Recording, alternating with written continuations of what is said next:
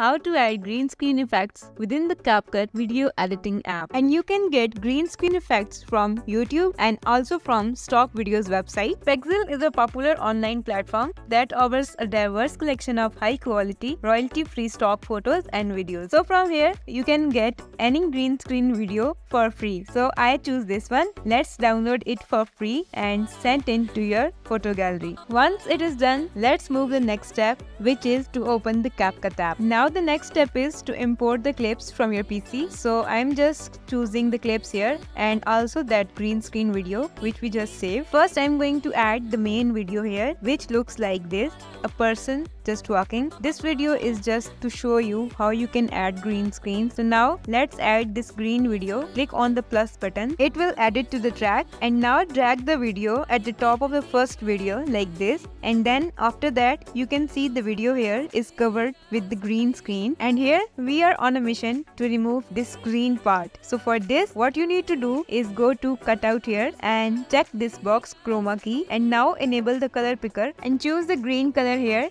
Now increase the strength and also increase the shadow, and as you see, the green part is removed. Now let's play the video and see how it looks like.